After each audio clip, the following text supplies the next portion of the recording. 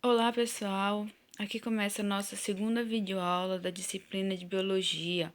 A gente vai dar continuidade aos nossos assuntos sobre biomas e nessa parte desse nosso assunto, dessa nossa aula de hoje, nós vamos falar sobre os biomas brasileiros. Os biomas são grandes estruturas biológicas com fisionomias distintas encontradas nos diferentes continentes, caracterizados principalmente pelos fatores climáticos, como temperatura e umidade e formação vegetais relacionados à latitude.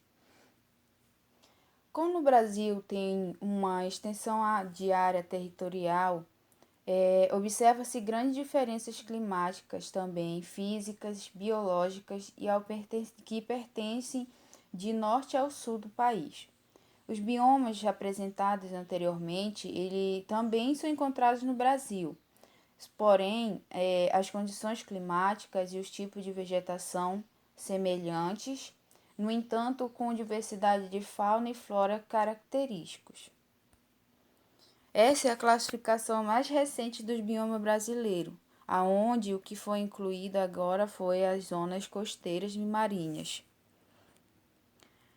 Aí a gente vai falar um pouco sobre no nosso bioma brasileiro são encontrados os tipos de floresta amazônica, floresta pluvial costeira, que é chamada de Mata Atlântica, floresta das araucárias, o cerrado, pampa, caatinga, floresta dos cocais ou babaçuais, Pantanal mato-grossense e os manguezais.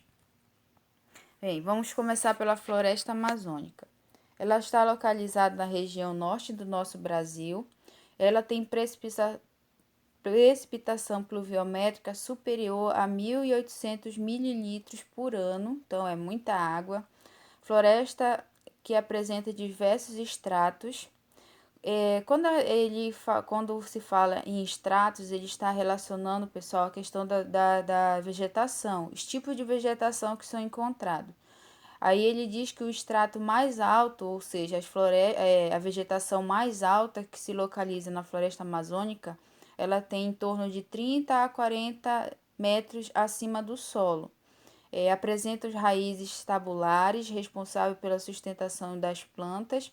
A árvore mais conhecida na região amazônica é a seringueira, que são abundantes, também são as epífitas, que são as bromélias, que são plantas muito encontradas e também muito é, utilizadas na questão da ornamentação.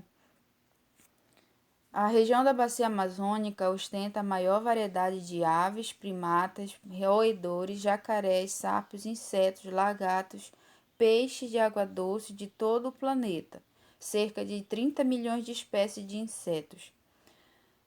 Por ali circulam mais ou menos 324 espécies de mamíferos, como a onça-pintada, a ariranha, a preguiça e os macacos.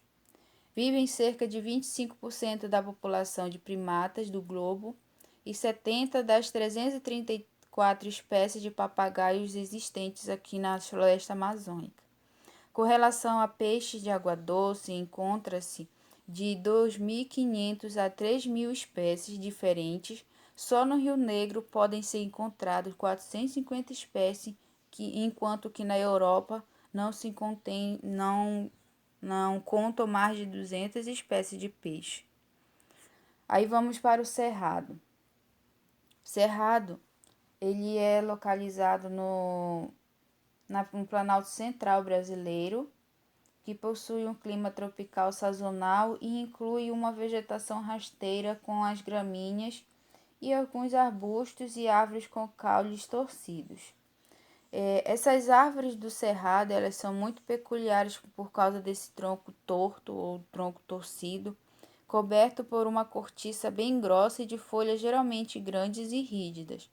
Muitas plantas herbáceas têm órgãos subterrâneos que armazenam água e nutrientes. Se está nos estados de Minas, Goiás, Tocantins, Mato Grosso do Sul e no oeste de São Paulo e de Paraná. Trata-se de um bioma de tipo savana, com vegetação arbórea esparsa formada por pequenas árvores e arbustos. O clima do Cerrado é relativamente quente, 26 graus Celsius, e índice pluviométrico entre 1.600 a 2.000 mililitros por ano, concentrados no verão. O solo é pobre, pois carece de determinados minerais. No entanto, o Cerrado atualmente ele tem sido muito visado pela questão econômica, que cerca de 70% da produção de carne bovina do país vem da região do bioma do Cerrado, com a questão da agropecuária. E também é um importante centro de produção de grãos, soja, feijão, milho e arroz, como uma atividade secundária, utilizando grandes extensões de cerrado e também na produção de polpa de celulose para as indústrias de papel. A Caatinga, ela é o único bioma exclusivamente brasileiro. Ela está localizada entre a floresta amazônica e a floresta atlântica. Compreende quase 10% da área total do território brasileiro. Ela abrange os estados do Ceará, Rio Grande do Norte, Paraíba, Pernambuco, Sergipe, Alagoas, Bahia, sul e leste do Piauí e norte de Minas Gerais. Possui um clima semiárido com temperaturas médias anuais de 27 a 29 graus Celsius.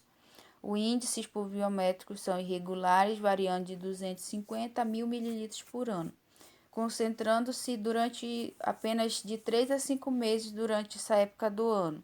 Nessa estação seca, a temperatura do solo quase é raro, pedregoso, que pode chegar a 60 graus Celsius. Aqui é mostrando para vocês a visão da Caatinga na época da estiagem, na época do verão. Ela apresenta uma paisagem seca, sem vida, as árvores amarelas, ressecadas, o chão seco, sem presença da coloração verde, que é a representação assim de uma vegetação vida, com. E aí a gente vê a visão da Caatinga na época da chuva. Quando começa a época da chuva, a Caatinga ela se transforma num grande oásis verde, onde tudo que planta dá, diferente da imagem que a gente viu na Caatinga no verão. A sua vegetação é extremamente diversificada, possui espécies adaptadas àquelas condições de solo e de clima. As espécies arbóreas e arbustivas, elas apresentam folhas pequenas, caducifólia, ou modificadas com espinho, outras com raízes superficiais que absorvem o máximo das águas pluviais. Algumas dessas espécies nativas da Caatinga são a barriguda, a amburana, aroeira, umbu, baraúna, maniçoba, macambira, o mandacaru e o juazeiro. As florestas dos cocais. As florestas dos cocais elas se localizam em certas áreas do estado do Maranhão, Piauí e Rio Grande do Norte. Essa região,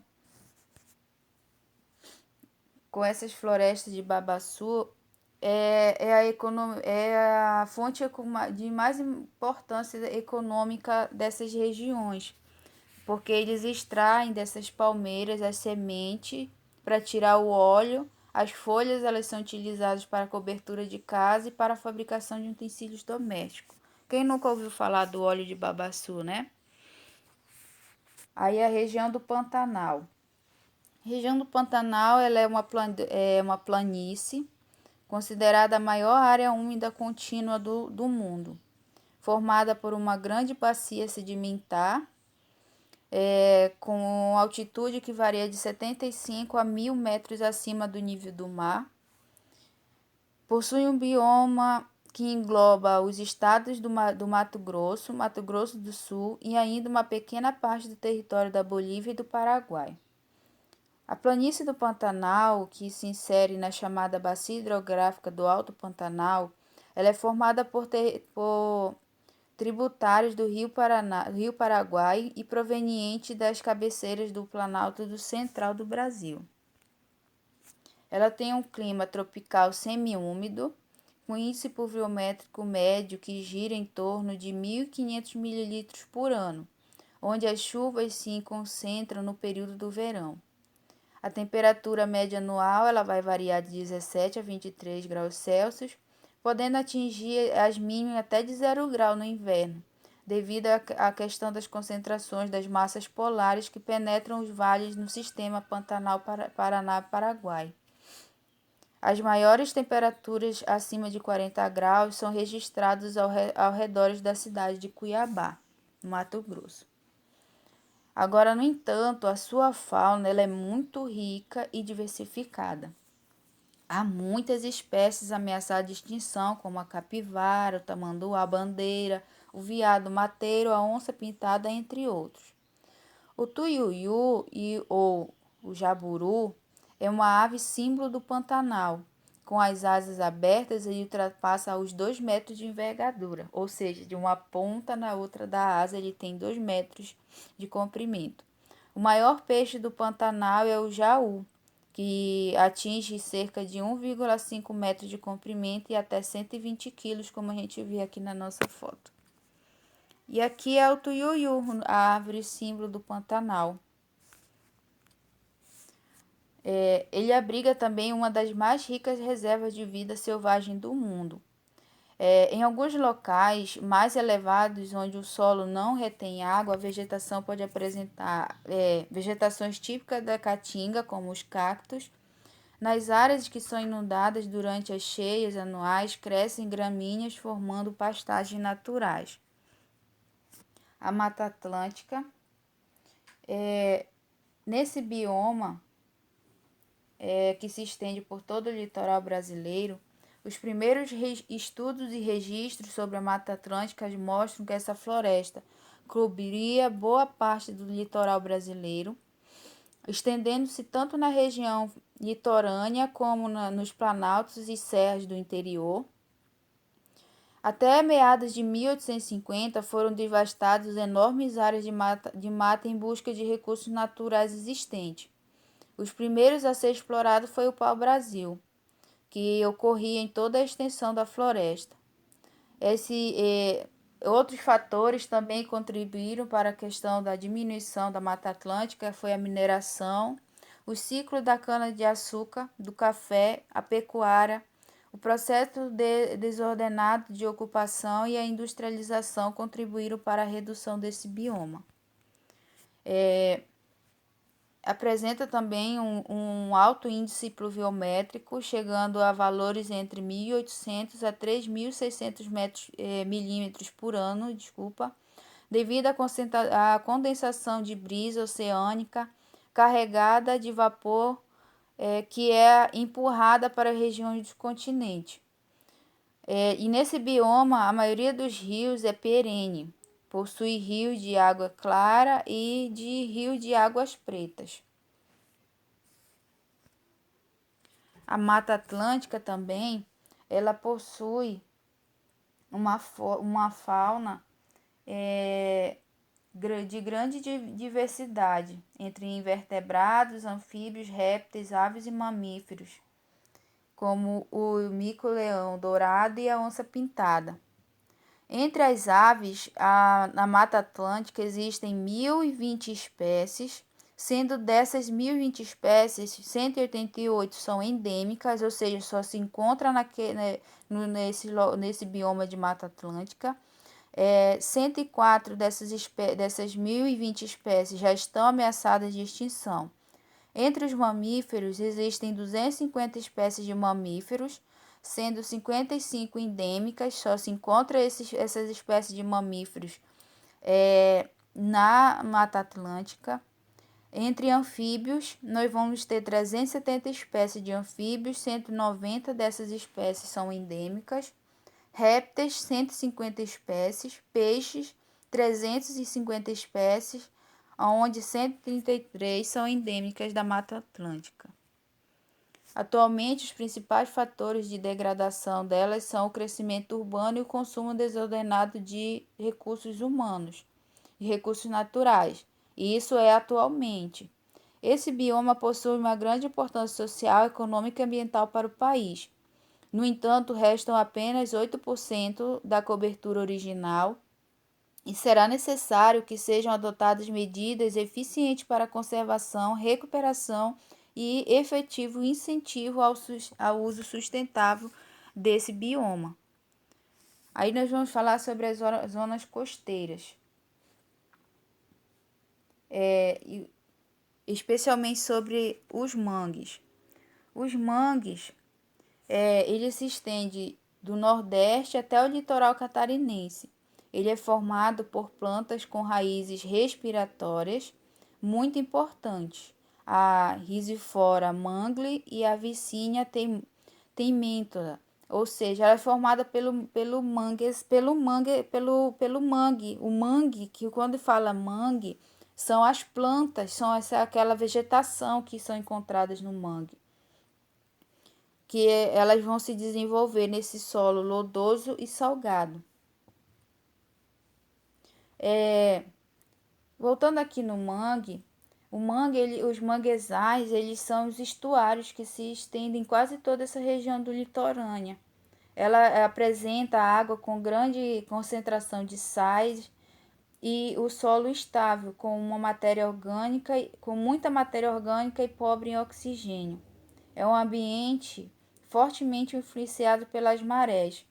E as comunidades do mangue são endêmicas, isto é, são exclusivas daquele ambiente.